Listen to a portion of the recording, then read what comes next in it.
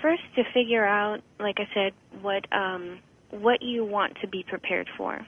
You know, what your beliefs are, what you think might happen, because everybody's opinion on that is, you know, differs greatly.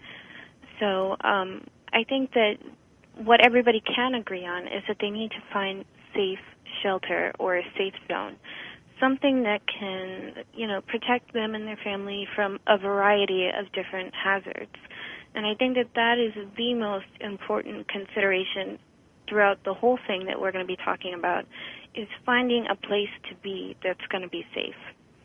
I think that's such a great point, because I think so many of us assume that in the event of, let's say, tornadoes, or, you know, as unexpected as or unlikely as maybe nuclear reactor meltdown and committant radiation that follows, as unlikely as that is, we've seen that happen also just in the last several months.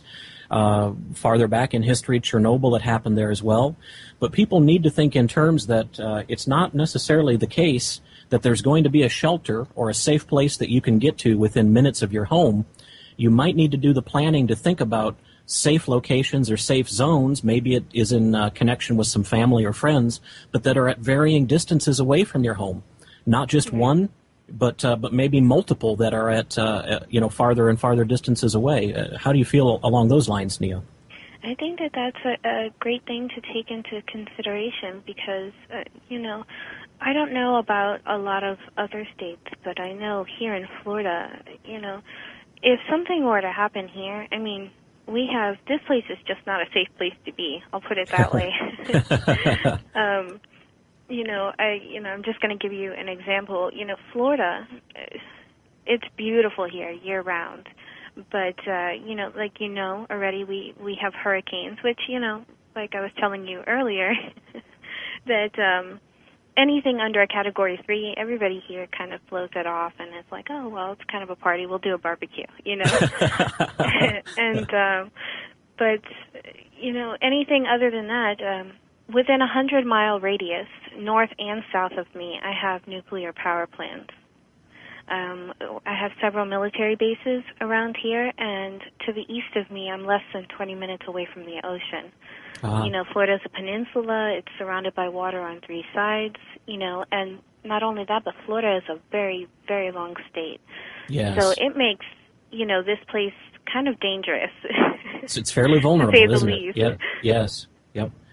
And quite a high percentage of the U.S. population actually does live right along coastline areas. We've already seen some of the impact and consequence of that with Hurricane Katrina, as an example. But living along those coastlines presents a key vulnerability that I think goes right back to your point about one of the first and most important considerations being safe zones and your plan of how to get out of your current area and to a safer point. That's true. I think that it's really important also to have an exit strategy, because you can have a safe place, but if you have no way to get there on a moment's notice, then it's kind of moot. That's an excellent point. Can you talk a little bit more about this idea of the exit strategy? What's some of the planning that should go into to that sort of notion? Well, it's kind of like when people or the health department kind of tells you to be prepared for fires or things like that. Have an exit strategy for your house just in case of emergencies. Well, it kind of works the same way. You definitely want to have an exit strategy to leave in case of any kind of catastrophe or social upheaval, because anarchy is not totally out of the question. Neither is martial law or anything like that. You just have to take everything into consideration and kind of plan a way to get out. I mean, that's really important when it comes to people depending on you to be, to get to safety. It becomes important at that point.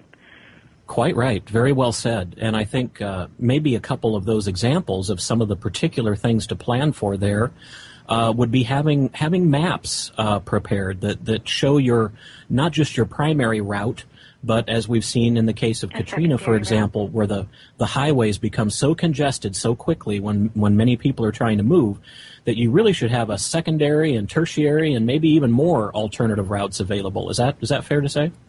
That is absolutely correct. You like I said before, I'm sure I've said it plenty of times now, you have to really take everything into consideration when you think of a plan that in-depth, to have, secondary and tertiary and, plans in place just in case the first and second ones go wrong. Exactly. And, that's the reality. Reality is, part of the problem is that people are so caught up in day-to-day life, they don't want to really think about, things happening like that.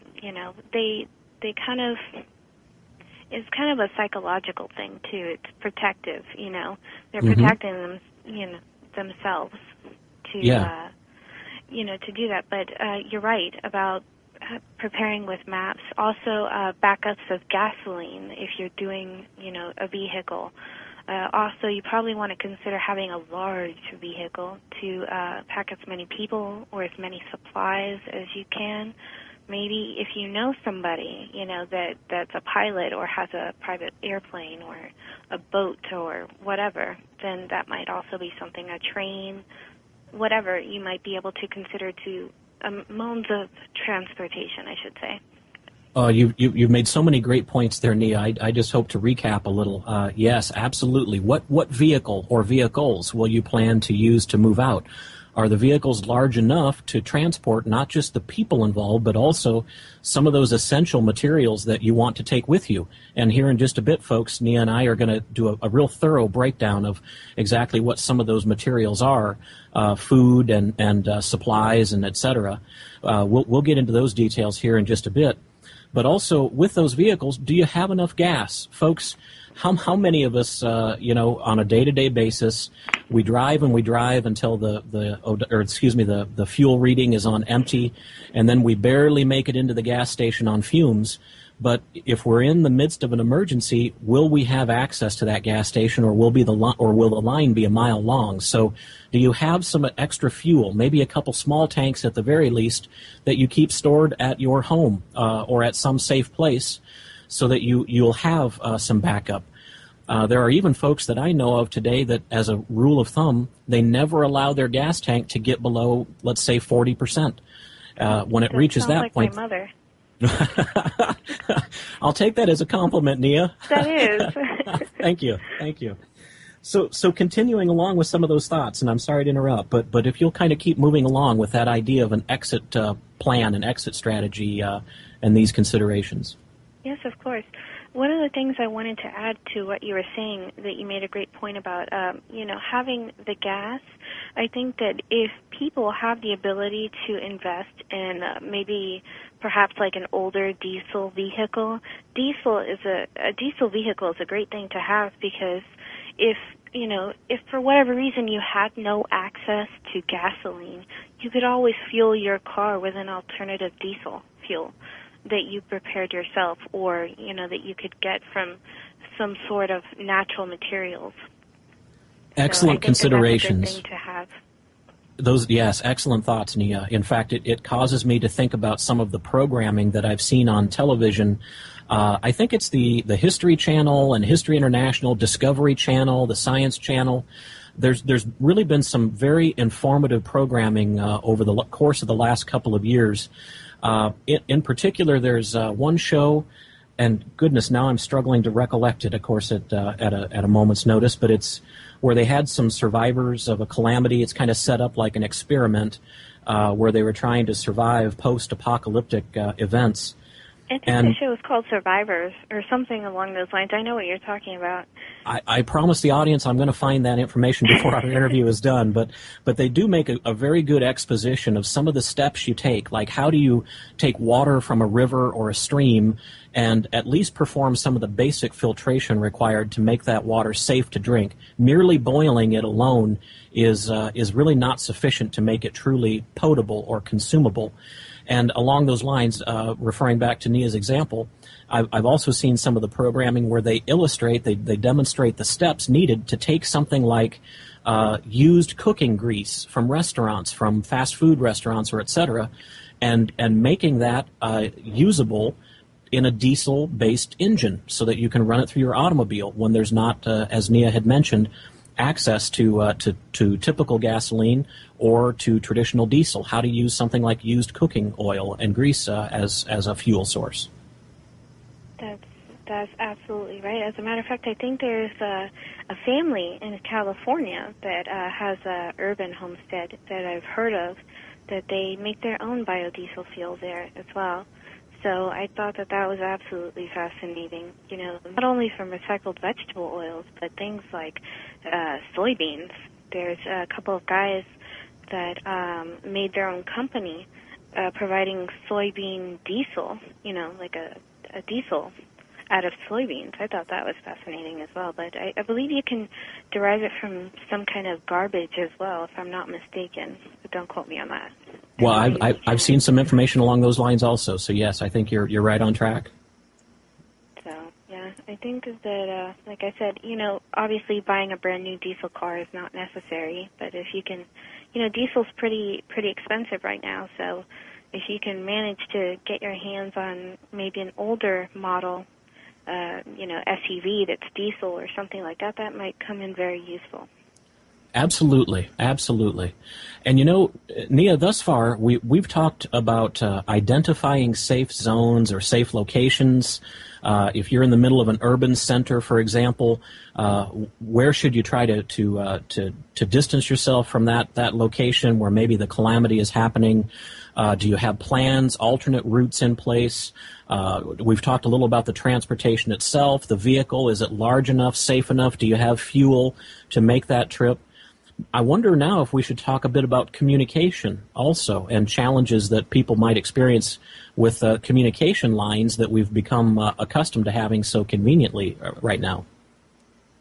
Well, you know, like I said before, I always think in terms of worst-case scenarios. So in my mind, lack of communication would involve satellites falling from the sky and absolutely no communication, no internet, no cell phone service. I think the only thing that might be a viable means for communication would be along the lines of, you know, maybe a radio or Morse code, you know, basically. Sure. But, you know, somewhere along those lines, I think communication would be a real issue to take into consideration. So if you have extended family or, you know, something along those lines, I would try and think of something creative to leap over that hurdle.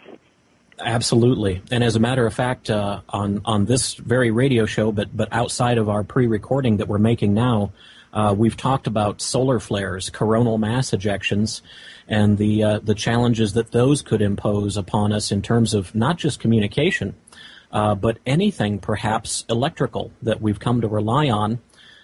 In history, for example, in 1859, there took place a solar flare that's referred to as the Carrington event, and at that time it was powerful enough to take telegraph lines and set them on fire. There was so much energy that telegraphs were able to function even with their batteries disconnected because of residual power in the lines.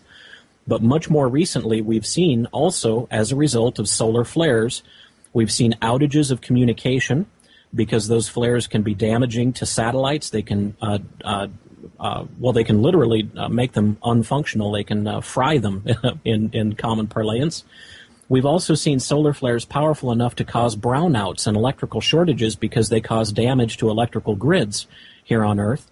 And it is projected that if we had another solar flare,